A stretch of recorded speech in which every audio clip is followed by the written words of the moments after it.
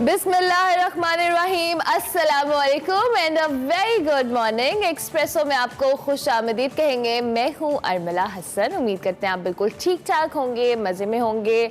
लाहौर वाले लाहौर का weather enjoy कर रहे होंगे, लेकिन साथ साथ स्मॉग भी आना शुरू हो गई है। अच्छा, आज बड़ी इंटरेस्टिंग बात ये थी, और सुबह सुबह जब हम स्मॉग को और एयर क्वालिटी इंडेक्स को पढ़े थे तो उसमें पता लगा जी कि लाहौर जो है इस वक्त 16वें नंबर पर आ गया और कराची भी कुछ 15वें नंबर पे है। 127 एयर क्वालिटी इंडेक्स है, लेकिन लाहौरियों और कराची वालों इसमें आपका कोई कमाल नहीं है, क्योंकि इसमें बहुत सारे दूसरे जो शहर है वो इसमें शामिल हो चुके हैं। उन्होंने आपकी पोजीशन ले ली है। चलो, ये पोजीशन लेना एक अच्छी बात है, इस पर हम बिल्कुल माइंड नहीं करते, but still air quality index अभी भी लाहौर का बहुत वर्स्ट है, क्योंकि पिछले कुछ दिनों में हम देख रहे थे कि पाकिस्तान के जो मुख्तलिफ शहरों में से लाहौर जो है टॉप था दुनिया के आलूदा तरीन शहरों में। एंड इट्स वर्स्ट थिंग, जिसको हमें सुबह सुबह बताने में मुझे लगता है, मुझे अफसोस हो रहा है। लेकिन स्टिल जी, आज चूंकि ये 16वें नंबर पे है तो मैंने कहा मैं आपको बता दूं कि आप थोड़ा हौसला करें, लेकिन स्टिल स्मॉग से खुद को महफूज रखें। दूसरी जानिब जी, वर्ल्ड कप की बात करेंगे। T20 वर्ल्ड कप के वार्म अप मैचेस जारी हैं। पाकिस्तान और अफगानिस्तान इस वक्त आमने सामने है। कुछ लेटेस्ट स्कोर में देख लेती हूँ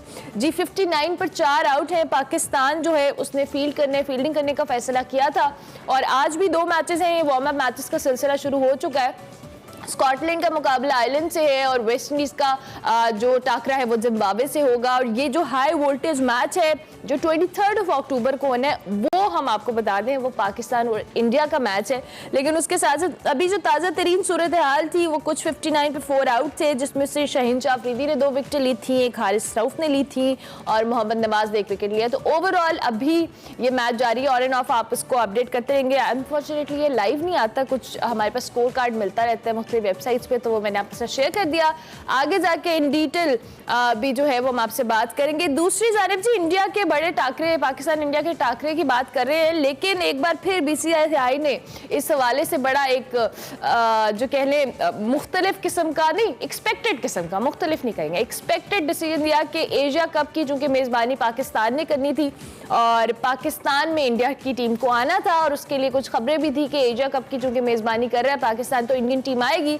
लेकिन एज यूजुअल भारत अमन का ही नहीं खेल का भी दुश्मन है, और फिर सियासत को क्रिकेट में घसीट लाया और पाकिस्तान में एशिया कप खेलने से इंडिया ने इनकार कर दिया। एशियन क्रिकेट काउंसिल को भी नजरअंदाज कर दिया गया। सदर Asian cricket council Jay Shah ने भी खुद फैसला सुनाया, कहा कि भारतीय टीम आइंदा बरस एशिया कप के लिए पाकिस्तान नहीं जाएगी। ये जी इंडिया के हवाले से हमने आपको बता दिया। इस पर हम ज़रूर बात करेंगे, चूँकि आज हमने स्पोर्ट्स पे इन डिटेल भी डिस्कशन करनी है, और ये जो ना आने का फैसला है इस किस तरह से असरअंदाज होगा, और क्या फिर किसी न्यूट्रल वेन्यू पे ये एशिया कप जो है इसको स्विच किया जाएगा, ये भी डिपेंड करता है। इस पर भी हम बात करेंगे। लेकिन सबसे अफसोसनाक खबर जो सुबह सुबह मुझे शेयर करनी है, और कल से सोशल मीडिया के ऊपर बड़ा गम और गुस्सा पाया जा रहा है जी, वो है सुप्रीम कोर्ट ने शाहजेब कत्ल केस के मुल्जिम शाहरुख जतोई को दीगर मुल्जमान समेत बरी कर दिया है। 25 दिसंबर 2012 को जो कराची के दरख्शा थाने की हदूद में 20 साला शाहजेब को बहन की शादी से वापसी पर डिफेंस के इलाके में कत्ल कर दिया गया था, और केस में ट्रायल कोर्ट ने भी शाहरुख जतोई और नवाब सिराज तालपुर को सजाए मौत सुनाई थी, जबकि मुल्जिम नवाब सज्जाद और गुलाम मुर्तजा को उम्र कैद की सजा सुनाई गई थी, और अब उन्हें बरी कर दिया गया है। शाहजेब कत्ल केस में जी मुजरिमों की बरीयत के खिलाफ वफाकी हुकूमत ने नजरसानी अपील दायर करने का फैसला किया है। अटॉर्नी जनरल ऑफिस की जानिब से भी जारी इलामिया में मुजरिम शाहरुख जतोई की बरीयत पर शदीद तफ्तीश का इजहार किया गया, और कहा गया है कि ये जो तशवीश है इसमें अटॉर्नी जनरल के ऑफिस को इसमें उनकी राय होनी चाहिए थी। इस हवाले से बात हो रही है, इस पर भी हम इन डिटेल बात करेंगे। और ऑब्वियसली सुप्रीम कोर्ट में जो अटॉर्नी जनरल इस केस में संगीन जुर्म होने का मौक़िफ़ भी तैयार कर चुके हैं, ऐसी भी स्टेटमेंट आई है। लेकिन स्टिल जी सोशल मीडिया के ऊपर कर रहे थे मुख्तलिफ पर्सनालिटीज इस हवाले से बहुत गम और गुस्से का इजहार कर रही थी। बहुत अफसोसनाक बात है कि एक चीज़ जो इतने सालों से, एक तो पहले जुडिशल सिस्टम पे हम बात कर रहे हैं कि वो इतना डिले प्रोसेस था, और अब उनके तमाम तर मुल्ज़िमान को बरी हो जाना, ये भी एक सवालिया निशान है। प्रोग्राम में आगे बढ़ेंगे जी, और चूंकि इस हवाले से हम बात करते रहेंगे, सियासत की बात भी हमने करनी होती है। बताते हैं आपको आज की बड़ी खबर।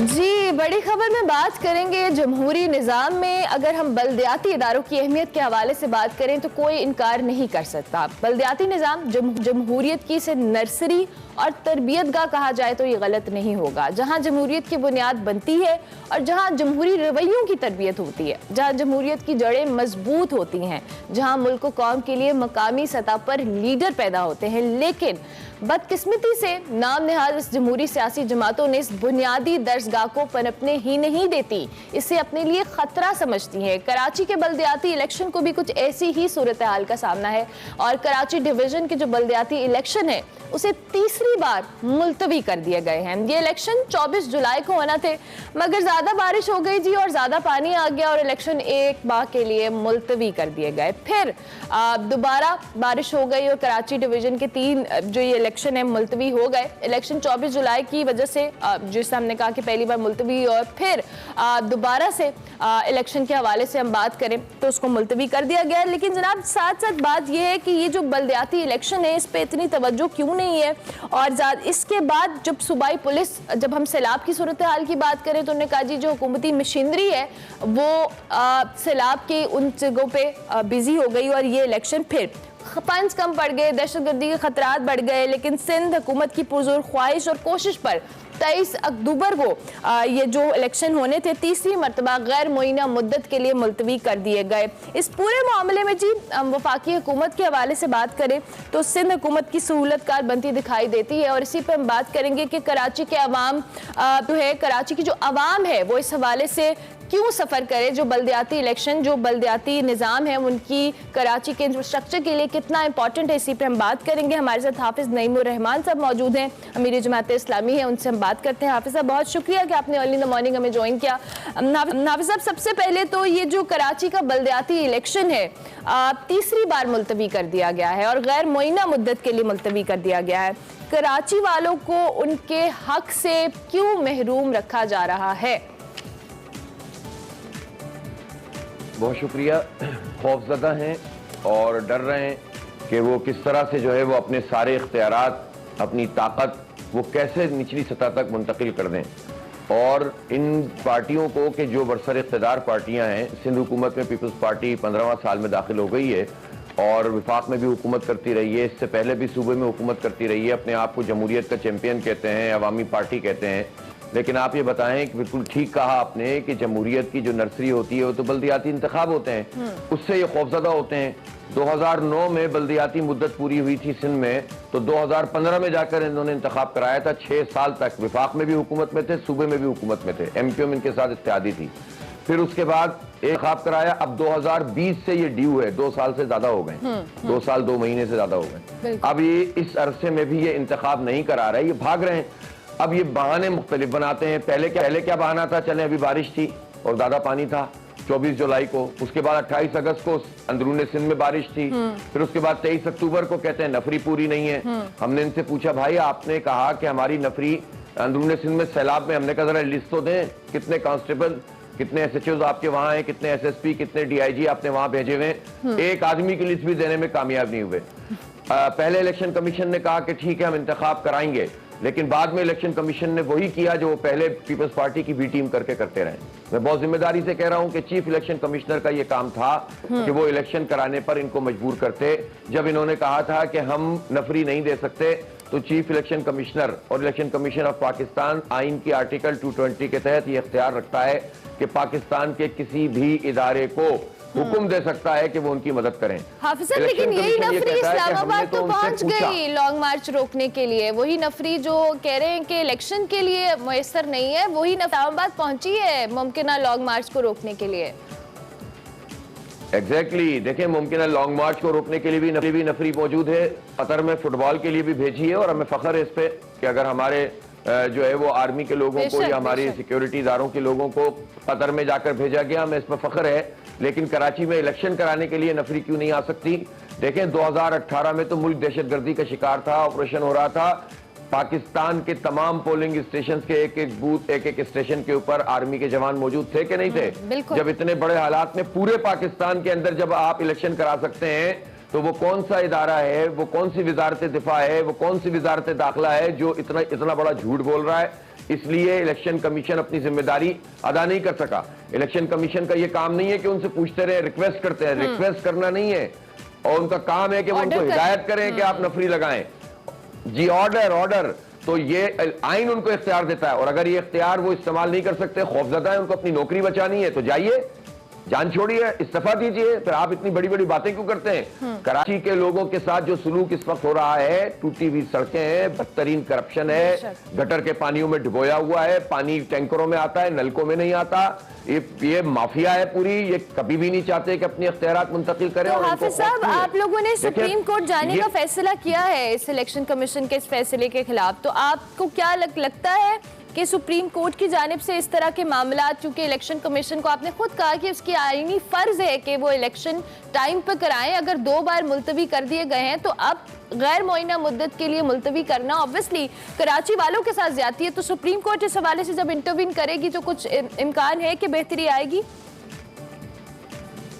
मेरी ख्वाहिश तो ये है कि ये इतना बड़ा मामला है, पाकिस्तान के बड़े मामलात में इतना बड़ा मामला है ये बल्दियाती इंतखाब, अगर इसकी अहमियत को कोई जमहूरियत में समझता है कि सो मोटो एक्शन हो सकता है सुप्रीम कोर्ट का।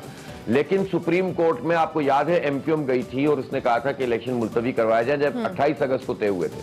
तो जमात इस्लामी गई, मैं खुद गया था, मैंने खुद जो है वहां पर मुकदमा लड़ा था, और हमने जो है वो ये कहा था कि नहीं, इलेक्शन को वक्त पे होना चाहिए, और उस वक्त सुप्रीम कोर्ट ने ऑर्डर किया था कि हर सूरत में 28 तारीख को इलेक्शन हो। लेकिन उसके बाद इन्होंने सैलाब को बहाना बना के मुलतवी कर दिया। अब हम जा रहे हैं सुप्रीम कोर्ट में और इंशाअल्लाह ताला कराची के अवाम का ये हक लेकर आएंगे। लेकिन सोचने की बात यह है कि ये MQM को सिर्फ खुश करने के लिए जरदारी डॉक्ट्राइन जो था, देखिए उसमें यह तय था, जब ये रिजीम चेंज हुई तो इस रिजीम चेंज में ये तय हुआ MQM को खरीदा गया था। इस खरीदो फरोख्त के अंदर ये तय हुआ था कि इनको गवर्नर भी देंगे, वजारतें भी देंगे, और इनको बल्दिया कराची की देंगे।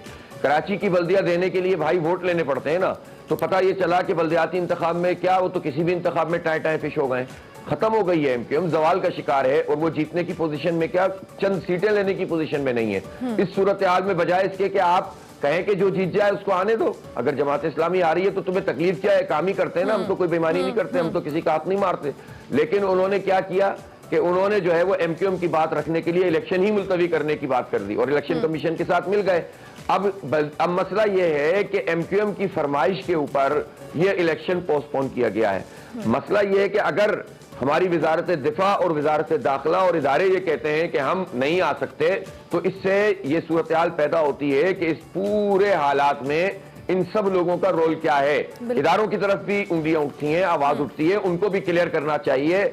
आज मैं समझता हूं आर्मी चीफ या उनके तर्जुमान की तरफ से आना चाहिए कि हम तैयार हैं, अगर हमें इलेक्शन कमीशन कहेगा तो हम इलेक्शन कराने के लिए तैयार हैं, ताकि सिचुएशन क्लियर हो जाए, किसी के ऊपर ब्लेम गेम ना कर सके। आपकी बात मैं समझता हूं कि इन तमाम इदारों को ऑब्वियसली इंटरवेन करना चाहिए, लेकिन इन द फर्स्ट प्लेस सवाल ये पैदा होता है कि जब इस तरह की कोई भी सियासी सूरत हाल होती है, मुल्क की इतनी बड़ी जमातें हैं, मैंडेट लेती हैं, इक़्तिदार में आती हैं, लेकिन उसके बाद जब इस तरह की सूरत हाल होती है तो टेबल पर बैठकर आपस में बात करने से गुरेज करते हैं। उसकी वजह यही, मुझे आई डोंट नो, आप इसको बेहतर तौर पे बता सकते हैं वजह क्या है कि इदारों को, चाहे वो आर्मी है, चाहे वो अदालतें हैं, मुख्तलिफ इदारों को इंटरवीन करना पड़ता है, मामलात को सुलझाना पड़ता है, तो फिर ये सियासी जमातें आपस में टेबल टॉक के जरिए इन मामलात को हल क्यों नहीं करती? देखिए, ये तो हुकूमत की जिम्मेदारी होती है या इलेक्शन कमीशन है। मैं आपको तारीफ बताऊं, 1 साल पहले भी हम गए थे, मैं जमात इस्लामी ने खत लिखा था इलेक्शन कमीशन को कि आप जो है वो इंतखाब कराएं, ये डिले क्यों कर रहे हैं। उन्होंने फिर 2 रुकनी बेंच बनाया था, समाअत की थी, मैं खुद गया था और उधर से सिंध हुकूमत गई थी, और फिर वहां पर यह तय हुआ था कि इतने अरसे के अंदर इलेक्शन होगा। जमात इस्लामी ने तो इतनी स्ट्रगल की है। अफसोस की बात है कि जब 24 जुलाई का इलेक्शन तय हुआ तो PTI, पीपल्स पार्टी, MQM, नून लीग, GDA सब इज्तिमाई तौर पर हाई कोर्ट गए कि इलेक्शन नहीं होना चाहिए, रिकॉर्ड का हिस्सा है। उसके बाद हम ही जिद्दोजहद करते रहे, फिर पिटीशन फाइल की MQM ने, तो हम गए। PTI ने इब्तिदाई तौर पर उस पिटीशन में भी ये कहा कि पहले इख्तियारात मुंतकिल हो और फिर जो है इलेक्शन हो। इसका मतलब इलेक्शन ही आगे बढ़ाना चाह रहे हैं, इख्तियार तो आप करवा ही नहीं सके। जमात इस्लामी ने उस वक्त भी स्टैंड लिया कि इलेक्शन कराओ, इख्तियारात साथ साथ करो। फिर उसके बाद जो है अब भी जुबानी जमा खर्च के अलावा कोई पार्टी कुछ करने के लिए तैयार नहीं है। मैं आपको बताता हूं इन पार्टियों का माइंडसेट क्या है। चाहे पीटीआई हो, वो पंजाब में इलेक्शन नहीं कराना चाहती, वो केपी में भी नहीं कराना चाहते थे। जबरदस्ती इलेक्शन कमीशन और फिर जो है वो सुप्रीम कोर्ट और हाई कोर्ट के जरिए से इलेक्शन हुआ है वहां पर।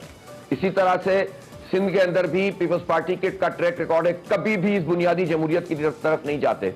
नून लीग भी कभी भी बल्दियाती इंतखाब की तरफ नहीं जाते, जबरदस्ती कराना पड़ता है। उसकी वजह इन लोगों का आमिराना माइंडसेट है। ये अपनी पार्टी के भी नीचे के लोगों को बाइख्तियार नहीं बनाना चाहते। ये जागीरदाराना, वडेरानाशाही और आमिराना तर्ज अमल से ये तीनों पार्टियां बड़ी सियासत करती हैं और ये चाहते ये हैं कि बस ऊपर ऊपर एमएनए एमसीए फंड के जरिए से और वडेरों और जागीरदारों के जरिए से इलेक्टेबल को हाथ में लेकर चंद लोगों के जरिए से पार्टी तो को हाफिज साहब, ये फिर वो जमहूरियत तो ना हुई ना जिसकी बुनियाद या जिसके दावे ये सियासी जमातें करती हैं। ऑब्वियसली जब तक आप अपने से नीचे लोगों को एम्पावर नहीं करेंगे तो ये सिस्टम कैसे चलेगा। अब आपने जिस तरह से कहा कि सुप्रीम कोर्ट में आप लोगों ने जाने का फैसला किया, अल्लाह करे कि वहां से कुछ बेहतर सूरत हाल सामने आए। अब चूंकि हम कराची या सिंध के मसाइल की बात करें, आपको भी पता है कि पीपल्स पार्टी के दौरे हुकूमत में बड़ा लंबा अरसा उनकी हुकूमत रही है। उसके साथ साथ अब जो कराची की सूरत हाल है वो कितनी अच्छी नहीं है और ये साल या कुछ अरसे के लिए इसको सेटल करना भी आपके लिए, जमात इस्लामी के लिए बड़ा चैलेंजिंग होगा, क्योंकि कराची के मसाइल 1-2 साल के नहीं कई बरसों के हैं और उनको हल करना आपके लिए बहुत चैलेंजिंग है। क्या हिकमत अमली होगी जमात इस्लामी की इन तमाम मामलात को बेहतर करने के लिए? देखें, सीधी बात है, इस वक्त तो अल्हम्दुलिल्लाह जो पूरी वेव है कराची में, हर पार्टी का वर्कर सपोर्टर, चाहे वो पीटीआई का हो, चाहे वो नून का हो, चाहे वो पीपल्स पार्टी का, एमक्यूएम का, वो सब कह रहे हैं कि जमात इस्लामी को आना चाहिए। मुझे कहने की जरूरत नहीं, आप सर्वे करवा लें। सबका ख्याल ये है कि कराची को जमात इस्लामी ही ठीक कर सकती है। तो अब आपने कहा, देखें जितना डिले होगा उतना मुश्किल होती चली जाएगी, इसलिए हमने तो एहतजाज का भी फैसला किया है। कल हमारा शहर में 8-10 जगहों के ऊपर बड़ा एहतजाज होगा, ठीक है। इसके बाद हम परसों खवातीन का बहुत बड़ा जलसा हम करने जा रहे हैं। उसके बाद हम अपना पूरा लाएमल देंगे कि हम नहीं छोड़ेंगे, हमारे भाई बुनियादी मसाइल हैं। अभी इन्होंने सबने मिलकर मर्दमशुमारी को भी डिले करने का ऐलान कर दिया। अब हम ऑफिशियली 1.5 करोड़ हैं। देखिए, इस वक्त सूरत हाल ये है कि मर्दमशुमारी के मामले में पीपल्स पार्टी, नून लीग, पीटीआई एक पेज पर है। कोटा सिस्टम के मामले में पीटीआई नहीं, गैर मुय्यना मुद्दत के लिए इजाफा कर दिया। 14 कौमी असम्बली की सीटें जीती थी आपने कराची से और आपने ये काम किया। डेवलपमेंट का कोई एक प्रोजेक्ट पीटीआई ने नहीं किया। जितनी करप्शन पीपल्स पार्टी कर रही है उस पर प्रैक्टिकली कोई ऐसी चीज नहीं की जो विफाक कर लेता। ऐलानात किए 1100 अरब रुपए का पैकेज का, कराची वालों को कुछ भी नहीं मिला। इसी तरह से आप देख लें के इलेक्ट्रिक के हवाले से, तो ये सारे एक हैं और ये इतने बड़े माफिया का हिस्सा बने हुए हैं। सबके अकाउंट्स में पैसे आ रहे हैं। पीटीआई, पीपल्स पार्टी, नून लीग, एमक्यूएम एक तरफ, जमात इस्लामी एक तरफ, और कराची के अवाम जमात इस्लामी के साथ है कि इलेक्ट्रिक के खिलाफ माफिया है। ओवर बिलिंग करते हैं, मीटर तेज चलते हैं, चार्ज गलत लगाते हैं फ्यूल एडजस्टमेंट के, और हम पर जो है वो लोड शेडिंग का अदाब मुसल्लत किया हुआ है। 17 साल में इन्होंने अपने यूनिट्स बढ़ाने के बजाय 8% कम कर दिए 17 साल में जनरेशन में। आप अंदाजा लगाइए, मैं अकेला और यानी जमात इस्लामी की तरफ से मुकदमा खुद जाकर कल भी लड़ा हूं हाई कोर्ट में, जबकि इतनी बड़ी कैंपेन चल रही थी। उसकी वजह यह कि हमें दर्द है कराची वालों का, लेकिन इतना बड़ा मैंडेट लेने और ईमानदारी के दावे करने वाले के इलेक्ट्रिक माफिया के साथ क्यों है? तो इस वक्त तो लड़ाई सिर्फ Jamaat Islami versus all parties है कराची का, जहां तक ताल्लुक है। लड़ेंगे इंशाल्लाह और आवाम के साथ मिलकर लड़ेंगे और हक लेंगे इंशाल्लाह। बहुत शुक्रिया हाफिज नईमुर रहमान साहब। हम भी यही उम्मीद करते हैं कि आप लोग बेहतर काम करें और जिस तरह से कराची के मसाइल सालों साल से चल रहे हैं, कराची के अवाम को रिलीफ मिले। अमीर जमात इस्लामी नईमुर रहमान साहब हमारे साथ मौजूद थे। कराची के बल्दियाती इलेक्शन को गैर मुअय्यना मुद्दत के लिए मुलतवी किया गया है। अब जमात इस्लामी जो है सुप्रीम कोर्ट में जा रही है और वहाँ से उनको एक्सपेक्टेशन है कि मामला कुछ बेहतरी की तरफ जाएंगे, क्योंकि बल्दियाती निज़ाम की ऑब्वियसली एक मुल्क के इंफ्रास्ट्रक्चर के लिए, ओवरऑल एक मुल्क की या एक शहर की तमाम तर चीज़ों के लिए बड़ी ज़रूरी होती है। दूसरी जानिब जी, दोबारा से हम शाहजेब कत्ल केस पे चूंकि मुझे ब्रेक लेनी है, लेकिन मैं बार बार ज़रूर हाईलाइट करना चाहूँगी कि जो शारक जुतोई वाला मामला है, इसको दीगर मुल्ज़मान समेत बरी कर देना, ये इटसेल्फ हमारे जुडिशरी सिस्टम पे बहुत बड़ा सवालिया निशान है। क्योंकि जिस तरह से कल हम सोशल मीडिया पे लोगों का रिएक्शन देख रहे थे, अनफॉर्चुनेटली जब तक लोग सोशल मीडिया के ऊपर मुख्तलिफ पर्सनैलिटीज़ इस हवाले से ट्वीट्स करती हैं, बातें करती हैं, तब तक शायद हमारे इदारों पर भी वो प्रेशर रहता है। अब चाहे वो ज़ैनब का केस हो या दीगर केसेस हों, जब तक सोशल मीडिया से प्रेशर बिल्ड रहे तब तक ये मामला चलते हैं और अदालतें इस पर फोकस भी करती हैं। लेकिन शारुख जतोई के इस केस में हम बात करें तो काफ़ी अरसा हमने देखा 2012 के बाद ये जो केस है काफ़ी सोशल मीडिया पर उस तरह से हाईलाइटेड नहीं रहा। कुछ अरसे के लिए ब्रेक आया और उसका नतीजा ये निकला कि कल शारुख जतोई को जो दीगर मुल्ज़मान समेत बरी किया गया और जिसके बाद सोशल मीडिया पे बहुत सारे ऐसे जो सेलिब्रिटीज़ हैं, माहिरा खान की मैं ट्वीट देख रही थी, उन्होंने कहा जी सब ताकत का खेल है। और ये जो सिस्टम है इस पर सवाल उठता है कि जो ये ताकत का मामला है, जो ताकतवर है, क्यों वो इस कानून नाम से बरी ज़िम्मा हो जाते हैं इन तमाम मामलात की वजह से कि जिसके पास अथॉरिटी है, पावर है, उसके लिए ये तमाम जो इदारे हैं इनको अपनी गिरफ्त में करना या अपना इन्फ्लुएंस लेना उनके लिए बड़ा इंपॉर्टेंट हो जाता है और बहुत उनके लिए ईजी हो जाता है। सो अनफॉर्चुनेटली ऐसा नहीं होना चाहिए था। और जो इस पे हवाले से फैसले की बात आ रही है और प्रेशर बिल्ट हो रहा है, अल्लाह करे कि ये जो फैसला है इस पर नज़रसानी की जाए, क्योंकि मुल्ज़िमान को कानून की गिरफ्त से निकलना इतना ईजी नहीं होना चाहिए। अभी हम एक ब्रेक लेंगे, ब्रेक के बाद हाजिर होंगे। Welcome back to Expresso. Break के बाद वापस आ चुके हैं और अब बारी है हमारे सेगमेंट माइंड मैटर्स की, जिसमें वकार अहमद मलिक बात कर रहे हैं इनाम राना से उनकी किताब बयानिए की मोमीनात पर। देखते हैं आज का सेगमेंट। अस्सलाम वालेकुम नाज़रीन, मैं हूं वकार अहमद और आप देख रहे हैं माइंड मैटर्स। एक किताब है जो आजकल मुख्तलिफ बुक स्टोर्स पे बड़ी नुमाया नज़र आ रही है, बयानिए की मोमीनात, इनाम राना साहब ने लिखी है, इस पे बात करनी है। और बयानिए की मोमीनात जब मैंने ये टाइटल पहली दफ़ा देखा तो मेरे जहन में जो एक चीज़ आई थी वो ये थी कि अगर आप दूरअंदेश ना हों और अगर आप अकल पर मबनी फ़ैसले ना करें तो जो बयानिए हैं उनकी नाक कुछ ज़्यादा ही मोमी हो जाती है। और पिछले 70 सालों में हमने तो देखा है कि हमारी नाक तो बहुत ही मोमी रही है। Sir thank you very much. ये बयानिए की मोमी नाक जो है, ये मतलब आप इस चीज़ से तो एग्री करते हैं कि जो अकली फ़ैसले आप ना करें और ज़्यादा दूरअंदेशी और पैटर्न रिकग्निशन आपके अंदर ना हो तो फिर आप जिधर मर्जी उस नाक को मोमी नाक है। फिर पहले तो वकार बहुत शुक्रिया for giving me the platform so nice of you. अब मेरे ख्याल से किताब को जो क्रक्स था वो आपने एक जुमले में अपने बयान कर दिया कि अगर बयानिए की मोमी नाक, अगर बयानिया अकल पर मुबनी और मुस्तकिल नहीं है तो फिर वो मोमी नाक से भी ज़्यादा मोमी है और उसे हम मोड़ते रहते हैं। हम 47 से यही कर रहे हैं। हम हर 10-15 साल बाद एक नया बयानिया लेके हर चीज़ उस तरफ मोड़ लेते हैं और अपनी अपनी मर्ज़ी से अपने अपने तासुबात के साथ उसे मोड़ते हैं। और आई थिंक इस किताब में मुख्तलिफ मज़ामीन के थ्रू शायद यही कहने की कोशिश की गई है। और टोटल जो आपके नंबर ऑफ़ इसमें मज़ामीन है वो 81 मज़ामीन है और ये मोस्टली मैंने देखा है कि समाज पे है। जी समाजी। तो ये आपका बुनियादी तौर पे है कि आम आदमी पे लिखा गया। जी वकार साहब, खैर आप ख़ुद हमारे उस्ताज़ा में शुमार होते हैं, आप भी समाजी इश्यूज़ पे लिखते हैं। हम लोगों में एक बहुत ज़्यादा रिवाज पड़ गया है सियासत पे लिखने का और हर बंदा सियासत पे लिखता है, आपके मेन स्ट्रीम कॉलम निगारों से लेके वेबसाइट्स तक। मुझे लगता है कि सियासत जो है वो एक पहलू होता है हमारी समाजियात का। समाज क्या सोच रहा है, क्या कर रहा है, किस तरह परवान चल रहा है, सियासत उसका आईना होती है। तो हम आईने को देखकर उसकी जो है वो उसके ऊपर छाई हुई गर्द पे तो बात कर रहे हैं, लेकिन उस आईने में जो अक्स आ रहा है वो असल में जिस समाज का आ रहा है हम उस पर नहीं बात करते हैं। समाज के जो वो मसाइल जिनकी वजह से ये समाज मुसलसल शिकस्त व रीख्त का शिकार होता रहा है और हो रहा है, और फिर उसका आपको परतू जो है वो समाज के मुख्तलिफ डॉक्टर्स में, वकला में, सियासतदानों में, मजहबी तबकों में वो जो आपको नज़र आता है। मेरा ख्याल है जब तक हम समाजी इश्यूज़ को, उनमें मौजूद मसाइल की जड़ को नहीं छेड़ेंगे, उन पर बात नहीं करेंगे, मुकालमा नहीं करेंगे, तब तक शायद हम जो आउटकम्स हैं उनके ऊपर तनकीद करके अपना वक्त ज़ाया कर रहे हैं। राना साहब एक बहुत कमाल हिस्टोरियन है, तो उन्होंने मुझे एक बड़ी खूबसूरत बात की थी कि पाकिस्तान में जो काम मौर्रिखीन का था वो उन्होंने नहीं किया, अदीबों ने किया, और उनके हिस्से का काम जो है वो अदीब ने किया। यानी अगर हम आप पिछले देखते हैं 70 साल में, तो मुझे अगर एक्चुअली हिस्ट्री या जिसको कहते हैं कि बिल्कुल एक कंक्रीट इस तरह की चीज़ चाहिए तो मुझे मंटो को देखना पड़ेगा, उस पर एक पूरा अहद है। मौरखीन को जब देखता हूँ तो वो कहीं ना कहीं इन्फ्लुएंस नज़र आता है और कहीं ना कहीं वो डिस्टॉर्शन होती है उसमें। तो ये मैं ये समझता हूँ कि ये एक आपकी जो बयानिए की मोमीनात है, ये भी उसी का एक तसलसल है कि जो अदीबों के हिस्से का, यानी तारीख मौरखीन के हिस्से का जो काम था वो अदीब कर रहा था। और ये बहुत कमाल बात है। That's very kind of you sir. बात यह है कि जो अदीब होता है वो सेंसिटिव होता है। अगर मैं ख़ुद को अदीब शुमार नहीं करता, आपकी मोहब्बत आपने इनायत की है, लेकिन जो भी लिखने वाला है वो सेंसिटिव होता है, वो समाज से जुड़ा हुआ होता है। चाहे कई दफ़ा वो मेरी तरह समाज में ना भी रह रहा हो तो समाज से जुड़ा होता है। मौरख जो है वो शायद चीज़ों को 2+2=4 के ऊपर भी देख रहा होता है।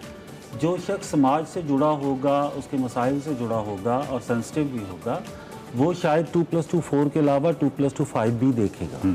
और मेरे ख्याल से इसीलिए आप अगर अब्दुल्ला हुसैन साहब के नॉवेल्स को देखें, मेरे ख्याल से उनका बाग देख लें, उदास नस्लें देख लें, या आप मंटो साहब को देख लें, या आप मंशा याद का पंजाबी नावल देख लें, ताहिर साहब के नावल देख लें, तो वो आपकी वाली बात कि उन्होंने उसको कॉम्पनसेट किया है जो कमी शायद हमारे मौरखीन से रह गई है।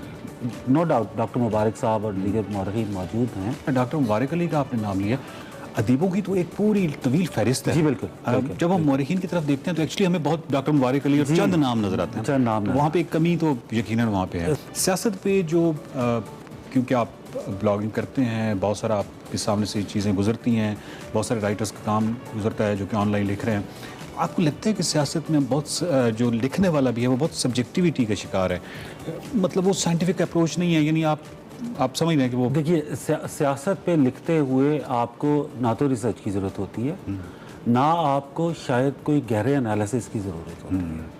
क्यों? क्योंकि आप रनिंग इवेंट्स के ऊपर लिख रहे होते हैं, आप बायस के अंडर भी लिख रहे हो तो एक्सेप्टेबिलिटी होती है, क्योंकि उस बायस का एक बहुत बड़ा तबका कारी होता है। आप किसी एक पॉलिटिकल पार्टी, किसी एक पॉलिटिकल नज़रिए के लिए अगर लिखेंगे, आप किसी को किसी भी आम शख्स को अगर सेक्रेट्स और अफलातून की सफ़ में डाल दें, या आप किसी बहुत बड़े शख्स को बिल्कुल ही फारिग करवा दें, आप हर सूरत में आपको कारी मिल जाता है। अच्छा, ये मुझे बताइए कि ये जो सियासत से हट के मतलब जो आम आदमी है वो आपको ज़्यादा तहय्युर में डालता है?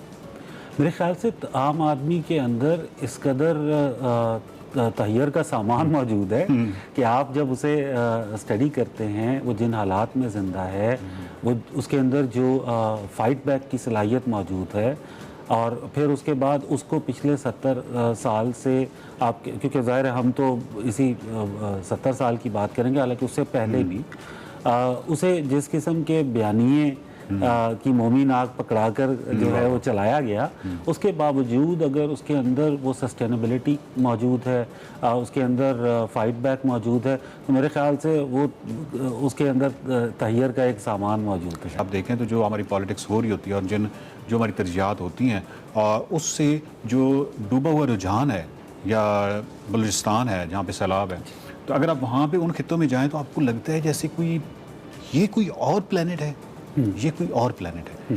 तो इन दोनों के दरमियान में अगर कोई थोड़ा सा कोई पुल का किरदार अदा कर सकता है तो मेरा ख्याल है कि वो आप जैसे लोग ये जो लिख के कर सकते हैं, तो इस हवाले से थोड़ा सा वकार भी मुझे लगता है कि अब है ही सिर्फ दरबार वाला। उसकी रीज़न ये है कि जो अदीब जिसकी आप बात कर रहे हैं, जो इस गैप को कम करता था या जो माशरे में मौजूद पैरेलल सच को सामने लाता था, उसके लिए बेनियाजी बहुत अहम थी, क्योंकि वो मुआश या डिपेंडेंसी का शिकार ना हो और वो बेनियाज हो इन चीज़ों से। आप जितने बड़े हमारे इस उर्दू ज़ुबान में रीसेंट ज़ुबान में हम जो बड़े अदबा को उठाते हैं, वो चाहे कुरतुल हैदर हों, अब्दुल्ला हुसैन हों, तारड़ साहब हों, ये सब लोग राज दरबार की डिपेंडेंसी से आज़ाद चुनाचे ये पैरेलल सच भी सामने लेकर आ सकते थे। बहुत शुक्रिया नाम राना साहब। बात ये नाजरीन के जो ग्रेट आइडियाज़ हैं वो ग्रेट माइंड्स के लिए होते हैं, और ग्रेट माइंड्स वो होते हैं जो कि कम्प्लेक्सिटी की तरफ जाते हैं। कम्प्लेक्सिटी जो है इसका कोई शॉर्टकट नहीं है, टिकटॉक इसका मुतबादल नहीं हो सकती। इसी तरह जो फेसबुक पे रील है वो आपका टेंशन स्पैन जो है वो बहुत महदूद किए जा रही है। ये हो ही नहीं सकता कि कम्प्लेक्स जो आइडिया है वो आपको किसी रील की शक्ल में या किसी टिकटॉक की वो जो चंद सेकंड की वीडियो है उसमें वो आपको नरेट किया जा सके। किताब का कोई नेमुल बदल नहीं है। आपने जब भी अपनी ज़ात की परवरिश करनी है, आपने अपने दिमाग की जहन की परवरिश करनी है, उसके लिए किताब ही वाहिद हल है। और ये हिस्ट्री का एक नेमुल बदल भी है। हिस्टोरियन की जगह पे एक अदीब जो है वो ज़िम्मेदारी अपनी अदा कर सकता है। इनाम राना साहब ने ये ज़िम्मेदारी किस हद तक अदा की है ये आपने बयानिए की मोमी नाक पढ़ के ज़रूर बताना है। देखते रहिए माइंड मैटर्स।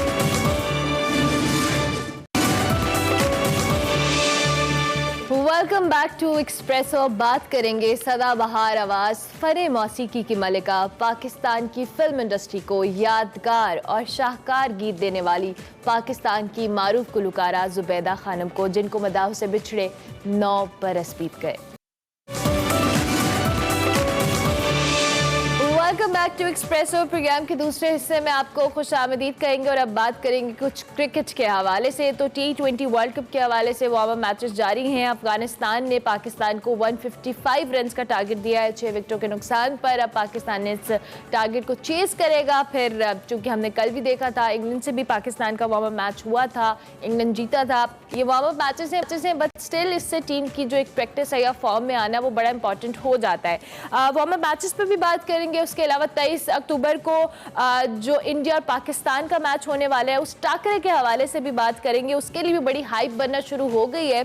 और अभी मैं देख रही थी एक जो एक्टर है रॉक, जो पहले रेसलर भी थे, उन्होंने भी इंडिया पाकिस्तान के मैच के हवाले से अपने ऑफिशियल अकाउंट पे एक वीडियो जारी की थी। तो वो भी एक हाइप तो है। ऑब्वियसली इंडिया पाकिस्तान का मैच पूरी दुनिया में बहुत तवज्जो से देखा जाता है और उसकी एक्साइटमेंट, उसका थ्रिल बहुत ज़्यादा होता है। उस मैच पर भी बात करनी है, लेकिन दूसरी जानिब जो इंडिया ने एक बार फिर हठधर्मी का मुजाहरा किया है और वो ये कि जो एशिया कप की मेज़बानी कर रही है पाकिस्तान ने, उसमें पाकिस्तान आने से इंडियन टीम ने इनकार कर दिया गया है। और ये इनकार क्यों किया गया है जी? उन्होंने कहा है कि जो न्यूट्रल वेन्यू पे कराया जाए। जो क्रिकेट बोर्ड के सरबराह है इंडियन क्रिकेट जे शाह, उन्होंने कहा है कि इंडियन टीम जो है एशिया कप के लिए पाकिस्तान नहीं आएगी। इससे पहले भी एक्सपेक्टेशंस थी कुछ इस तरह से, क्योंकि हर बार जब भी क्रिकेट की बात होती है, पीस की बात होती है, अमन की बात होती है, तो इंडिया की जानिब से खेल के अंदर भी सियासत को लाने से दरेक नहीं किया जाता। और उसका सबूत एक बार फिर इंडिया ने दिया कि जो मेज़बानी ऑब्वियसली पाकिस्तान के हिस्से में आई है और ये एक वेन्यू पर कराया जाता है। तो 2008 की बात करें तो लास्ट टाइम जो है इंडियन टीम पाकिस्तान आई थी, एशिया कप के लिए आई थी। उसके बाद मुंबई हमलों का इल्ज़ाम लगाकर उन्होंने जी अपनी टीम को पाकिस्तान भेजने से इनकार कर दिया था। अब 2023 के अंदर एशिया कप की चूंकि मेज़बानी करनी थी, अब भी इंडियन टीम ने इनकार कर दिया है। इस सारी सूरत हाल पर बात करेंगे। अब्दुल माजिद अवान हमारे साथ मौजूद है, उनको हम खुशामदीद कहेंगे। Abdul Majid, thank you very much and very good morning. सबसे पहले तो Afghanistan versus Pakistan warm up match, 155 run का टारगेट मिला है, क्या कहेंगे इस हवाले से? बहुत अच्छा मैच हुआ है। मैं देख नहीं पाया ज्यादा क्योंकि जो लाइव फीड कहीं से चोरी हुई आ रही है, सही से नहीं आ रही, क्योंकि वार्म अप मैचेस इतने टेलीकास्ट नहीं होते। लेकिन ऑब्वियसली हमने जो लास्ट पाकिस्तान अफगानिस्तान का मैच देखा था, जिसमें आसिफ अली की लड़ाई भी हो गई थी और फिर नसीम शाह ने छक्के मार के हमें जिता दिया था एशिया कप में, उसके बाद ये मैच वार्म अप से ज्यादा जरा पर्सनल लेवल का हो गया पर्सनल लेवल का हो गया था, क्योंकि वार्म अप्स जो है वो वैसे आप 11 के 11 बैट्समैन के लाते हैं, आप बॉलिंग में आप 11 के 11 बॉलर ट्राई करते हैं। मैं यही देख रहा था कि हमने बॉलर ज्यादा नहीं ट्राई किया, हमने हसनैन को चांस नहीं दिया। आपके पास 20 ओवर होते हैं, आप 2-2 ओवर हर बॉलर से करा सकते थे, आपने शाहनवाज दहानी से नहीं कराई। तो ये एक बस मुझे छोटा सा फॉल्ट नजर आया। बाकी शाहीन शाह वापस आए हैं, आपने देखा उन्होंने किस तरह की धुआंधार बॉलिंग की। It was a very good sign for Pakistan कि वो इंजरी से वापस आए। और पहले मैच में भी जो पहला वार्म अप था इंग्लैंड के अगेंस्ट, उन्होंने 2 ओवर्स कराए, 7 रन दिए। आज भी हमने देखा कि उन्होंने आते ही जो उनका एक ट्रेंड है कि पहली ओवर में विकेट्स लेनी है, वो उन्होंने जो है जारी रखा। ये एक बहुत बड़ा पॉजिटिव साइन है। सब डरे हुए थे, मैं भी डरा हुआ था कि शाहीन वापस आएगा तो क्या होगा, बट वी हैड होप, क्योंकि हारिस रऊफ ने बहुत अच्छा परफॉर्म किया। पिछले हमने 19 अभी तक मैच खेल लिए, ये 20वां मैच था तकरीबन पिछले 2 महीने के अंदर हमने इतने T20 खेले। तो it was a good sign कि अब शाहीन जो है वो अपनी फॉर्म में और हारिस रऊफ तो ऑलरेडी फॉर्म में चल रहे हैं। तो it would be a good back to watch in exactly. Haris Rauf ने बहुत ज्यादा इंप्रूव किया और जब शाहीन शाह की गैर मौजूदगी में उन्होंने अपनी जिम्मेदारी को बिल्कुल वो अपने कंधों पे उठाया और उस चीज को लेकर चले, दैट्स द बेस्ट साइन। जिस तरह से Abdul Majid, obviously warm up matches हैं, इसमें हार जीत पे ऑब्वियसली आप इतना ज्यादा फोकस नहीं करते, बट टीम का जो एक मोमेंटम बिल्ड होने में ये बड़ा इंपॉर्टेंट रोल प्ले करते हैं। वर्ल्ड कप से पहले इतना इंपॉर्टेंट इवेंट है, इंग्लैंड से मैच हारे और आज अफगानिस्तान के साथ हम मैच खेल रहे हैं। आपको क्या लगता है कि इन वार्म अप मैचेस पे, आपने बॉलिंग साइड से तो कहा, जो बैटिंग साइड है और वही मिडिल ऑर्डर है जिस पे बात करनी है हमने दोबारा से, आप क्या लगता है, क्या आपको चेंजेस एक्सपेक्टेड हैं आगे, चूंकि बड़े मैचेस आ रहे हैं और फिर स्टार्ट हो जाएगा वर्ल्ड कप? थोड़ा सा पहले वार्म अप की बात कर लें तो पहले वार्म अप में मुझे ये चीज बुरी लगी कि हमने अपनी जो एक नॉर्मल बैटिंग ऑर्डर है उसको निकलाया। बाबर और रिजवान रेस्ट पे बैठ गए कि जी हम तो बना लेते हैं रन, हमें तो कोई मसला नहीं है, और मिडिल ऑर्डर जो है वो उसको भेज दिया ओपन करने। शान मसूद, हैदर अली आए, फिर शादाब आए। अच्छी बात ये थी कि चले मिडिल ऑर्डर को थोड़ा टाइम मिल गया बैटिंग करने का इंग्लैंड की अच्छी बॉलिंग के अगेंस्ट, लेकिन बुरी बात ये थी कि वो एक अनसेटल्ड जो है ना वो आपकी बैटिंग लाइनअप हो गई थी। आज देखना पड़ेगा कि आज आपकी बैटिंग जो है किस तरह आती है, क्या बाबर और रिजवान आते हैं, क्योंकि ऑब्वियसली 23 तारीख को हमारा मैच है, बहुत लंबा गैप है, तो उनको थोड़ी मैच फिटनेस तो जाहिर चाहिए होगी, तो इसके लिए आएंगे। लास्ट मैच में हमने देखा रिजवान ने भी 5 ओवर सिर्फ कीपिंग की, फिर आसिफ अली को जो है कीपर लाया गया, तो आसिफ अली ने कीपर की कीपिंग की थी। तो आज ये भी आज तो ये है कि अच्छा रिजवान खड़े रहे। तो कुछ चीजें हमें देखनी है। उन्होंने इंग्लैंड वाले वार्म अप को बहुत ही हल्का लिया था और बस सिर्फ मिडिल ऑर्डर को बैटिंग करने भेजा था बेसिकली उस मैच में, और कुछ नहीं था। आज के मैच में थोड़ी जान मार रहे हैं। हमने देखा शाहीन ने भी 4 ओवर किए हैं पूरे, जो आपके प्राइम बॉलर्स हैं हारिस और नसीम, उन्होंने भी 4-4 ओवर किए। तो Pakistan is going for the final shape कि जी ये हमारी फाइनल शेप होने वाली है। बड़ा क्लियर हो गया हमें कि अब क्या होगा कि रिजवान और बाबर ओपन करेंगे, आपके पास वन डाउन पे फखर जमान आ जाएंगे, फोर्थ और फिफ्थ आपके पास शादाब और नवाज इस वक्त फॉर्म में, तो मोस्ट प्रोबब्ली वही खेलेंगे। लेकिन डिपेंडिंग ऑन द सिचुएशन अगर रिजवान यानी अभी टीम की क्लियर हो गई है पोजीशन क्या है। 23 को जो मैच होने वाला है और वो इंडिया और पाकिस्तान का मैच है। पहले तो हम जरा इस मैच की थ्रिल पे थोड़ा बात करते हैं अब्दुल माजिद, और फिर जो एशिया कप है उस पर भी हमने कुछ डिस्कशन करनी है, जो इंडिया ने एक बार फिर सियासत लाए है। सबसे पहले तो ये 23 के मैच के लिए आप कितने एक्साइटेड हैं? वो तो अब मैं देख रही थी हॉलीवुड सेलिब्रिटीज, इंटरनेशनल सेलिब्रिटीज वो भी इस कैंपेन का हिस्सा बने इस थ्रिलिंग और एक्साइटिंग मैच के लिए। ड्वेन द रॉक जॉनसन जो रेसलर थे अब एक्टर बन गए हैं, उन्होंने वीडियो डाली कि इट्स इंडिया वर्सेस पाकिस्तान। वो बेसिकली अपनी फिल्म की प्रमोशन कर रहा है, तो उसमें भी सोचे मतलब कि एक हॉलीवुड की मूवी है, एक ब्लॉकबस्टर मूवी है जिसने बहुत अच्छा बिजनेस किया है, उस बंदे से भी जो है उन्होंने इंडिया पाकिस्तान कराया। तो दैट मींस क्रिकेट में तो at least Pakistan India is the biggest game. जो हम एशेज की बातें करते हैं कि एशेज शायद बड़ा है, Ashes is nowhere near the Pakistan India contest. अच्छी बात ये कि हमने पिछले कुछ साल भर में जो है ना हमने अच्छे मैचेस खेले, 3 मैचेस खेले। Pakistan is 2-1 up right now. एक मैच हम एशिया कप जीते, एक 2021 वर्ल्ड कप का जो T20 वर्ल्ड कप था उसका मैच जीते, एक इंडिया हमसे जीता। तो right now in the current scenario we are 2-1। अच्छा अब्दुल माजिद, आपने कहा कि हमने पिछले कुछ अरसे में बड़े अच्छे मैचेस खेले हैं, और मैं कल एक और जगह भी बात करी थी कि इंडिया की टीम जिस तरह से पहले एक बहुत ओवर हाइप्ड भी थी और बड़ी अच्छी परफॉर्मर टीम थी, बहुत ज़बरदस्त उनके पास प्लेयर थे, अब शायद इंडियन टीम भी थोड़ी डाउन हुई है, और पाकिस्तान ने उन मुकाबले में बहुत ज़्यादा अच्छा परफॉर्म भी किया इंडिया के खिलाफ। एक मैच आ रहे फिर हम एक जीत भी गए। So what do you think कि इंडियन टीम की जो पोजीशन है वो अभी थोड़ी जितनी पहले अच्छी हुआ करती थी उससे थोड़ी कम है?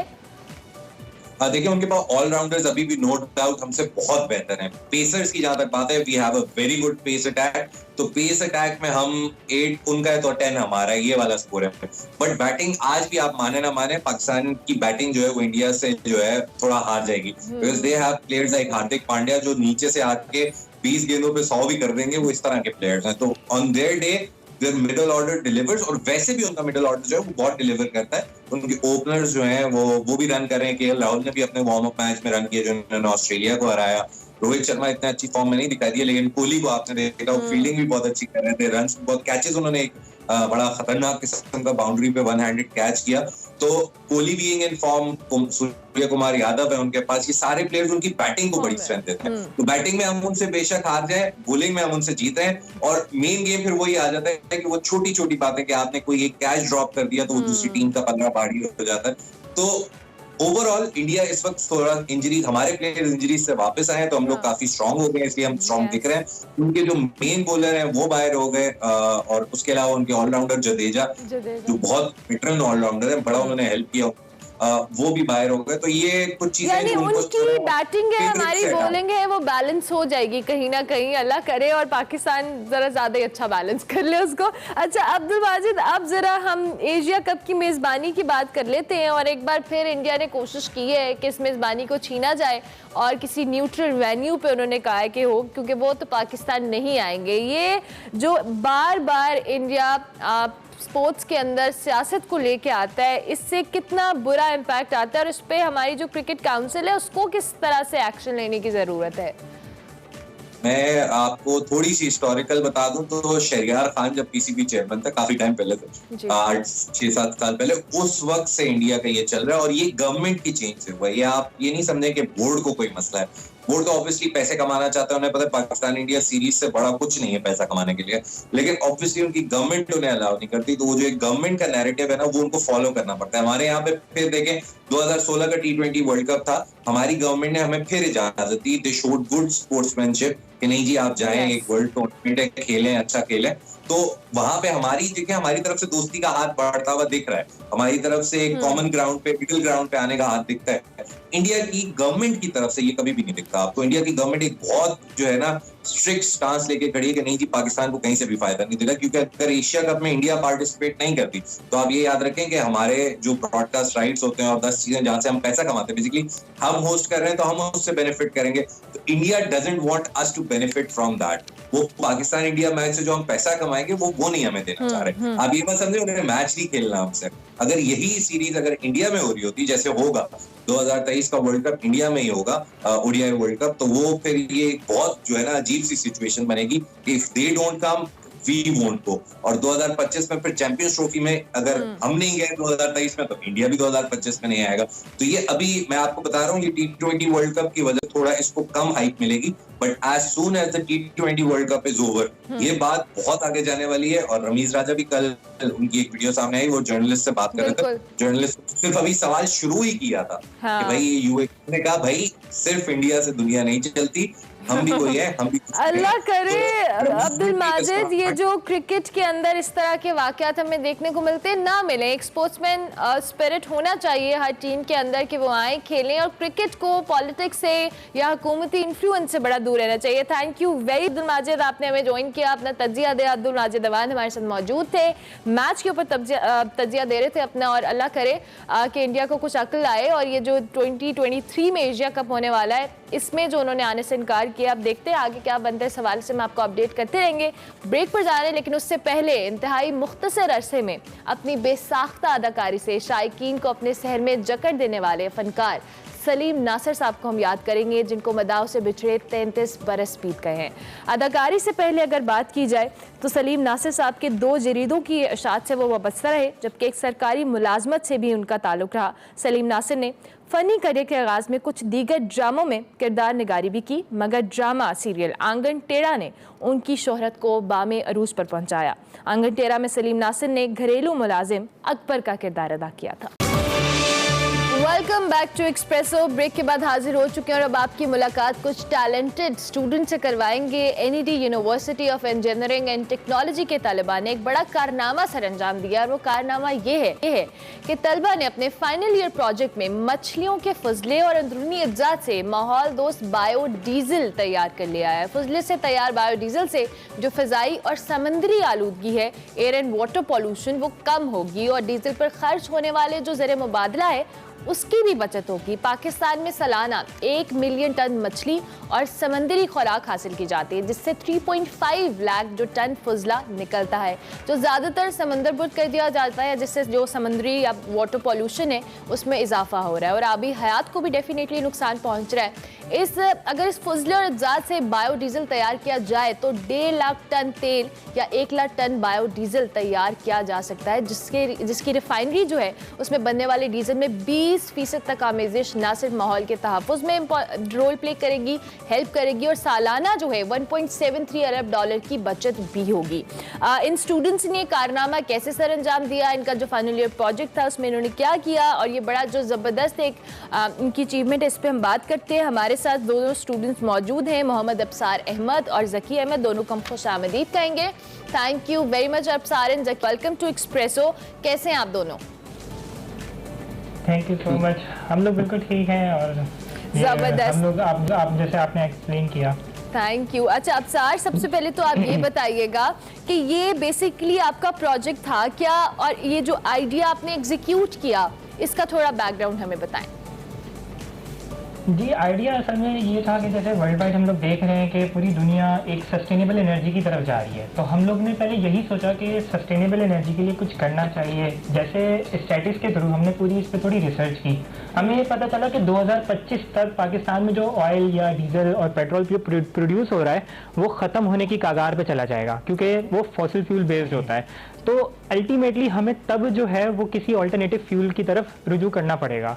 तो हम लोगों ने इसको रिसर्च किया, तो हमें पता चला कि Pakistan as a coastal area तो है ही, तो जो मछलियाँ प्रोड्यूस हो रही हैं, जैसा आपने बताया कि 1 मिलियन टन हमारे पास मछलियाँ प्रोड्यूस हो रही हैं, तो उसमें से हमारे पास जो 3.5 लाख टन हमारा जो कचरा है वो या तो ज़मीन में फेंक दिया जाता है, उससे ज़मीन भी हमारी जो है वो ज़ाया हो रही है, या तो समुद्र में फेंका जा रहा है, उससे समुद्री आलूदगी भी पैदा हो रही है। इसको किसी काम के अमल में लाया जाए तो सबसे अच्छा जो था वो हमने बायोडीजल एक्सट्रैक्ट करने का इसमें सोचा, आइडिया बनाया सस्टेनेबल एनर्जी के लिए, ताकि आगे इसमें हम लोग अपना फॉरेन एक्सचेंज भी इसमें संभाल सकते हैं काफ़ी। और एक ये है कि बायोडीजल जो है वो या तो 10 to 20% ब्लेंड किया जाता है हमारा कन्वेंशनल डीजल के साथ, तो इससे हमारा फॉरेन एक्सचेंज तकरीबन 1.73 बिलियन के करीब ड्रॉप होगा। ये अभी जो हमारी करंट जो स्टैटिक्स है ये उसके हिसाब से है, अभी हम फर्दर इसे वर्क कर रहे हैं तो ये और ऊपर भी जा सकता है। ठीक हो गया ज़की। ऑब्वियसली जिस तरह से सार ने भी एक्सप्लेन किया कि हमें इस प्रोसेस को आगे करने के लिए 2025 का भी उन्होंने रेफरेंस दिया, बड़ा ये सूटेबल है हमारी तमाम तर चीज़ों के लिए। सो इसमें जो आप लोगों ने ये आइडिया या जिस तरह से इसको एग्जीक्यूट किया वो किस तरह से इफेक्टिव हुआ, और आप लोगों ने किस प्रोसीजर के तहत आपने इस तमाम तर बायोडीजल को एक्सट्रैक्ट किया इन तमाम चीज़ों से? जी हमने इस पर काम किया, ये फाइनल ईयर प्रोजेक्ट हमारा, इस पर हमने 2 मंथ्स काम किया। इस पर पहले रिसर्च की हमने कि किस तरह इसको एग्जीक्यूट कर सकते हैं, फिर हमने इस पर इम्प्लीमेंट किया है। तो ये फ़ायदे से एक तो हमारा हम इंपोर्ट कर रहे हैं, बहुत ज़्यादा बायोडीजल हमारा इंपोर्ट हो रहा है, $17.3 बिलियन। तो अगर हम ये 10 से 20% अगर यूज़ करते हैं तो हमारा $1.73 बिलियन सेव हो सकता है एनुअली। तो और एक फ़ायदा तो ये है, दूसरा बड़ा एडवांटेज इसका ये कि ये एनवायरनमेंट पोल्यूशन को रोकेगा, मतलब ग्रीन फ्यूल है, ये एनवायरमेंटल फ्रेंडली फ्यूल है। तो अभी आपको जैसे पता है कि दुनिया में अभी क्लाइमेट चेंज और ग्लोबल वार्मिंग बहुत बड़ा मसला है। तो अभी अब पाकिस्तान में हेल्प करेगा क्लाइमेट चेंज में। अच्छा ठीक है। अब सर अब जिस तरह से अभी ज़की भी कह रहे हैं कि दुनिया भर में क्लाइमेट चेंज एक इशू है, और जो पॉल्यूशन है, वाटर पॉल्यूशन है या एयर पॉल्यूशन है, ये बहुत ज़्यादा क्लाइमेट चेंज की वजह इसमें इसका रोल बनता है। So what do you think कि ये ऑल्टरनेट दुनिया भर में ऑल्टरनेट एनर्जीज पे जा रहे हैं लोग, पाकिस्तान के लिए ये कितना इफेक्टिव और कितना फ्रेंडली हो सकता है अगर आप इसको आगे जाकर कहीं हुकूमती सतह पर या स्टेट लेवल पर पिच किया जाए इस आइडिया को? जी बिल्कुल, फ़ायदेमंद ये इस तरह से भी हो सकता है कि जिस तरह से हमने बात की कि ये समुद्री आलूदगी को कम करेगा, तो अगर समुद्री आलूदगी अगर कम होती है तो पहला तो हमारा एडवांटेज यही हो जाएगा कि फ़िश की ग्रोथ ही और बढ़ने लगेगी, उससे वेस्ट भी ज़्यादा आएगा और बायोडीजल बनना भी ज़्यादा हो जाएगा। तो इंटरनेशनल स्टैंडर्ड पे ये है कि 10 to 20% है, तो हम उसको भी पूरा कर सकते हैं। ये 1.73 बिलियन जो मैंने आपको फिगर बताया, ये उस कंडीशन में हमें मिलेगा जब हम 15% अगर ब्लेंड करते हैं। अगर ये और बढ़ाएं तो 20% तक भी जा सकता है। एक फ़ायदा तो ये है, बाकी जो हुकूमती सतह पे है, जो अगर कोई इदारा हमारे साथ इसमें अगर साथ करना चाहे तो हम इसको पायलट स्केल पे भी कर सकते हैं। तो इससे हमारा फ़ायदा तो यही है कि एक जो एयर की जो पोल्यूशन है वो कम इस तरह से होगी। जो नॉर्मल कन्वेंशनल डीजल है उसका जो एग्जॉस्ट निकलता है वो एयर में ही रहता है, पोल्यूशन क्रिएट करता है, मगर बायोडीजल का जो एग्जॉस्ट है वो जब निकलता है तो इसकी कार्बन साइकिल कहलाती है। वो वापस जो है हमारे प्लांट्स में और बाकी समुद्री में जो एल्गाई है उसको एब्जॉर्ब कर लेती है, इससे बायोडीजल से निकलने वाली इमिशंस। यानी हर तरह से ये चीज, हाँ हर तरह से ये चीज इफेक्टिव भी है और हमारी जो कह ले फ्रेंडली भी है हमारे क्लाइमेट को लेके। Thank you very much Absar and Zaki, wish you best of luck. और बहुत ज़बरदस्त आपका काम है और हमारी रिक्वेस्ट है कि जो भी इदारे इस वक्त हमें देख रहे हैं, इस तरह के प्रोजेक्ट जो ये स्टूडेंट करते हैं, ये हमारी इकॉनमी में हमारे मुल्क के जो इशूज़ हैं, climate change is a major issue, इसमें बहुत इंपॉर्टेंट कॉन्ट्रीब्यूशन कर सकते हैं। तो इनको फोकस भी करना चाहिए और इनकी हेल्प भी करनी चाहिए। स्टूडेंट्स हैं, आगे इनको जिस तरह का पायलट सतह पर भी लेके जा सकते हैं, पायलट प्रोजेक्ट के तौर पर भी कर सकते हैं। It's a very good achievement. अभी हम एक ब्रेक लेंगे, ब्रेक के बाद हाजिर होंगे। Welcome back to Expresso. Break के बाद हाजिर हो चुके हैं और अब आपकी मुलाकात करवाएंगे एक्सप्रेसो हीरो से। कतर में खेले गए street child football world cup के फाइनल में मिस्र ने पेनल्टी में पाकिस्तान को 4-3 से शिकस्त दे दी, लेकिन पाकिस्तान ने सिल्वर मेडल अपने नाम किया। Street child football world cup में पाकिस्तान समेत 24 ममालिक की 28 टीमें हिस्सा रही थी और पाकिस्तानी जो टीम है वो ग्रुप ए में शामिल थी। इसी हवाले से बात करेंगे Mohammad Junaid, captain street child football team, और मोहम्मद अब्दुल्ला, गोलकीपर, हमारे साथ मौजूद हैं। दोनों को हम खुशामदीद कहेंगे। Abdullah and Junaid, thank you very much. सबसे पहले मुबारकबाद कि आप लोगों ने मेडल अपने नाम किया। 2 के बड़े टक्कर के मुकाबले के साथ मिस्र के साथ जो आपका मुकाबला रहा, आप लोगों को आप डिफीट तो हुए लेकिन स्टिल आपने बड़ा अच्छा परफॉर्म किया। मोहम्मद जुनैद, सबसे पहले तो आप अपने इस जो चैम्पियनशिप है जिस हवाले से बताइएगा, कैसा रहा आपका एक्सपीरियंस ओवरऑल? बिस्मिल्लाहिर्रहमानिर्रहीम। ये हमारा फर्स्ट टाइम एक्सपीरियंस था, बहुत ही अच्छा रहा और जिस तरह हम सोच कर गए थे उस तरह तो नहीं था, लेकिन बहुत ही अच्छा रहा माशाल्लाह। और जो मैचेस हमारे हुए बड़े अच्छे हुए, टफ़ मैचेस हुए। तंजानिया के साथ बड़ा अच्छा मुकाबला रहा, 2-1 से हम जीत गए। उनकी टीम बड़ी अच्छी थी, वो फिज़िकली बहुत स्ट्रांग थे, मेंटली भी स्ट्रांग थे, लेकिन हमने उनके साथ अच्छा मुकाबला किया और हम 2-1 से जीत गए। ठीक हो गया। अब्दुल्ला, आपका एक्सपीरियंस कैसा रहा as a goalkeeper? International exposure, वहाँ पर खेलना, मुख्तलिफ ममालिक की जो टीम्स थी वो वहाँ पर मौजूद थी, तो आपने वहाँ पर किस तरह से एंजॉय किया आपने इस स्पोर्ट को? जी बिस्मिल्लाहिर्रहमानिर्रहीम, अस्सलाम वालेकुम। जी बहुत अच्छा एक्सपीरियंस था हमारा और हमारी टीम का भी अच्छा एक्सपीरियंस था। हमारे अच्छे मैचेस हुए हैं, पहले ग्रुप में स्टेज मैचेस थे वो भी अच्छे हुए हैं, लेकिन जो उसके बाद क्वार्टर फाइनल, सेमीफाइनल और फाइनल थे वो बहुत टफ थे। तंजानिया के खिलाफ हम 2-1 से जीते हैं, तो हमने क्वालिफाई किया है सेमीफाइनल के लिए। फिर वो हमारा मैच बराबर रहा, उसमें हमने पेनल्टी शूट पे जीता है, तो उसमें मैंने 2 पेनल्टी सेव की थी। तो फाइनल में मिस्र के साथ हम खेले हैं, तो वो हम पेनल्टी शूट पे हार गए।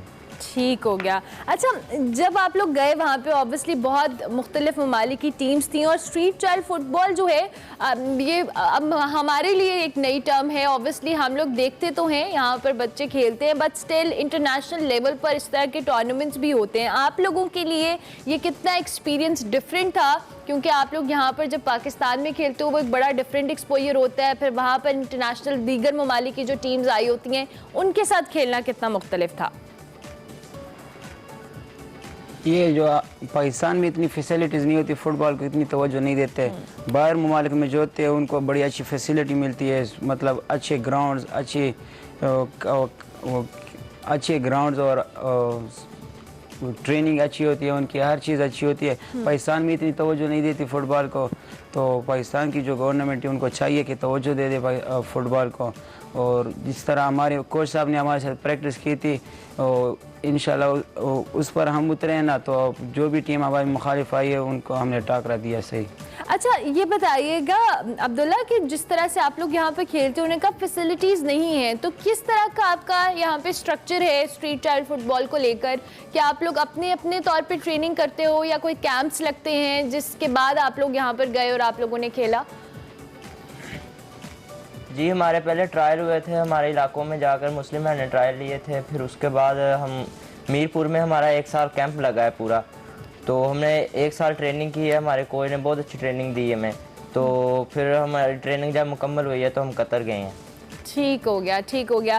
तो जुनैद, आपका एज अ कैप्टन ऑब्वियसली यहाँ पर आप टीम के मेंबर्स को लेकर गए, कैप्टन पे बड़ी जिम्मेदारी होती है, उसने तमाम प्लेयर्स को साथ लेके चलना होता है, प्लानिंग को फाइनलाइज करना होता है, और वहाँ पर जब आप इतने बड़े अरीना पर जाके खेल रहे हो तो वो भी एक बड़ा डिफरेंट होता है। आप पे कितना प्रेशर रहा?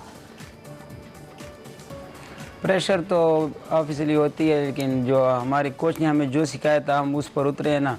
तो पहले जो क्वार्टर फाइनल मैच पे था हमारे ऊपर बहुत प्रेशर था, क्योंकि तंजानिया टीम बड़ी स्ट्रांग थी, मेंटली भी स्ट्रांग थी, लेकिन सर जो पहले उन्होंने बहुत अच्छे ट्राई किया, हमारे ऊपर बहुत प्रेशर था, लेकिन सर की बातों पे हम उतरे हैं ना, तो जो प्रेशर था वो ख़त्म हो गया, कॉन्फिडेंस हमारे अंदर आ गया। तो बाद में इतना प्रेशर नहीं रहा, हम कॉन्फिडेंस के साथ खेले और हम जीत गए फिर। ठीक हो गया। अच्छा, आपकी टीम में ऑब्वियसली मुख्तलिफ शहरों से लोग होंगे, तो सबसे ज़्यादा जो स्ट्रॉन्ग प्लेयर आपको लगा वो कौन सा था आपकी टीम में, जिसने बड़े ज़्यादा गोल भी किए, बड़ा अच्छा उसकी टेक्निक, उसका स्पोर्ट बहुत अच्छा था? वो हमारे साथ एक प्लेयर है तो फैल शिनवारी जो लंडी कोतल से उसका ताल्लुक है, वो बहुत अच्छा प्लेयर है माशाल्लाह, अल्लाह उसको और आगे कामयाब करे, स्किलफुल है और माशाल्लाह बड़ा स्ट्रांग है। अच्छा ठीक और है, वो बेस्ट स्कोरर भी है इस टूर्नामेंट में। जबरदस्त जबरदस्त। हम कोशिश करेंगे शनिवार से भी हम बात करें, लेकिन जी आप लोगों का हमने सुना है वेलकम बड़ा अच्छा हुआ है आप लोगों के इलाकों में, तो जरा अपने वेलकम का भी बताएं अब्दुल्ला, कैसा वेलकम किया आपका? जी जब हम एयरपोर्ट पे आए हैं तो इतनी आवाम थी, हमें तो पता भी नहीं था कि इतनी आवाम आएगी हमारे इस्तकबाल के लिए, लेकिन आवाम का हम शुक्रिया अदा करते हैं, उन्होंने हमें इतना अच्छा प्रोटोकॉल दिया है। यानी आप लोगों को सेलिब्रिटी फील हुआ कि इतना अच्छा खेल कर आए हैं, वापस आए हैं, इतना ज़बरदस्त वेलकम हुआ है? बिल्कुल बिल्कुल, बहुत अच्छा वेलकम किया उन्होंने हमारा, तो हम उनका शुक्रिया अदा करते हैं कि इस तरह उन्होंने हमारा, इतनी आवाम थी कि हम सोच भी नहीं सकते थे। जुनेद आपका वेलकम कैसा हुआ?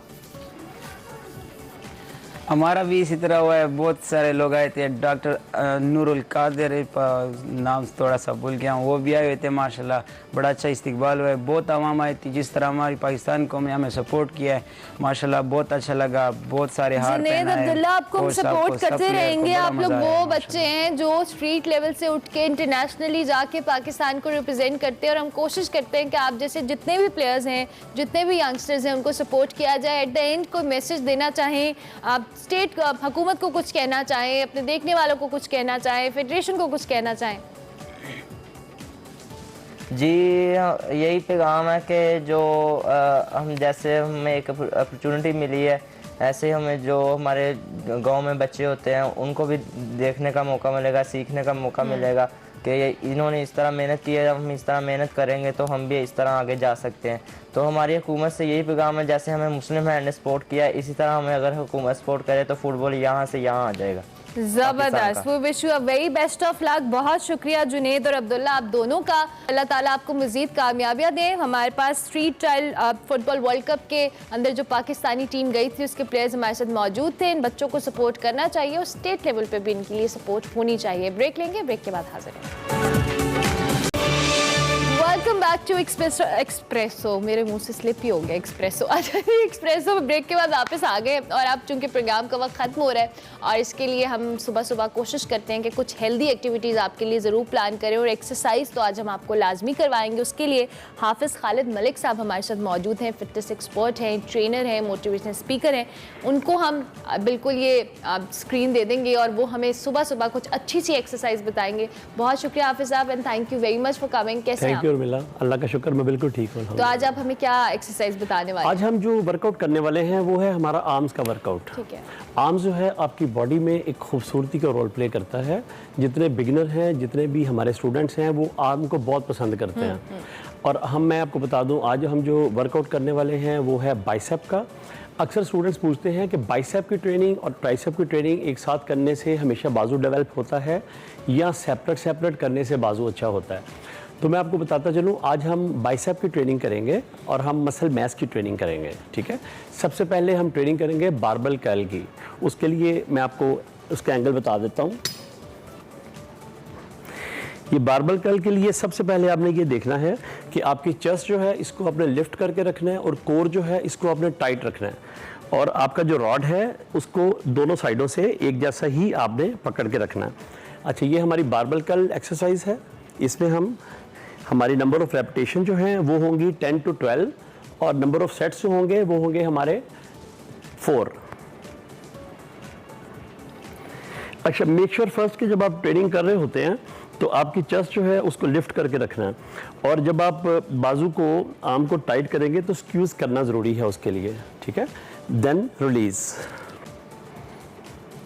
इसमें अगर आप मसल को बिल्डअप करना चाहते हैं तो हाई इंटेंसिटी ट्रेनिंग आप कर सकते हैं, जिसकी रेपिटेशन जो है वो 8 to 10 होंगी। अच्छा, इसके साथ ही हम करेंगे नीलिंग बारबल कर्ल। मैं आपको नीलिंग बारबल कर्ल भी बता दूं। ये हमारा एंगल है, और मेक श्योर फर्स्ट कि आप अपनी जो हिप्स हैं उसको मूव नहीं करना, और आपने इसको एक जैसा बॉडी को स्टिल रखना है। और ये हमारा एंगल है। ये हम कर रहे हैं टोटली बाइसेप की ट्रेनिंग। नंबर ऑफ रेपिटेशन जो है हमारे इसमें भी 8 to 10 होंगे। और मेक श्योर फर्स्ट कि आपकी बॉडी जो है मूव नहीं करनी चाहिए, आपने बॉडी को स्टिल रखना है एक ही जगह पे। हमारी थर्ड ट्रेनिंग जो है वो हम करेंगे साइड डंबल। डंबल के लिए भी कोर को आपने हमेशा टाइट रखना है, आर्म्स को बिल्कुल स्ट्रेट रखना है। हमारे जो स्टूडेंट्स हैं, जो बिगिनर हैं, वो एक मेजर मिस्टेक ये करते हैं कि आर्म्स को स्क्यूज नहीं करते। जब ट्राइसेप बाइसेप ऊपर आएगा तो इसको स्क्यूज करना है और इसके बाद आपने देन रिलीज।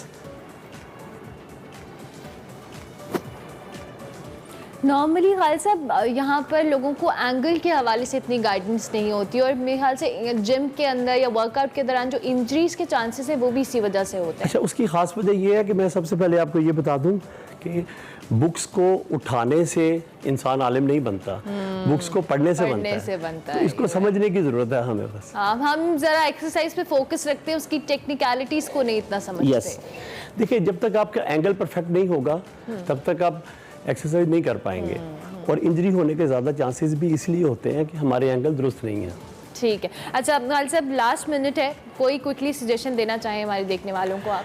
बस आप डाइट अच्छी रखें और ट्रेनिंग जो है उसमें वर्कआउट अच्छा करें। हाई इंटेंसिटी ट्रेनिंग अगर आप करते हैं तो उसमें यह है कि मसल को आप बिल्डअप करते हैं। ठीक है। और अगर आपने लीन करना है तो रेपिटेशन जो है वो मैक्सिमम पे चले जाएं, यानी 15 to 20 पे चले जाएं। ज़बरदस्त, थैंक यू वेरी मच, बहुत शुक्रिया। हाफिज़ खालिद मलिक साहब हमारे साथ मौजूद थे, सुबह सुबह आपको एक्सरसाइज बताए थे। प्रोग्राम का वक्त ख़त्म हुआ, कल फिर मुलाकात होगी, तब तक के लिए अल्लाह हाफ़िज़।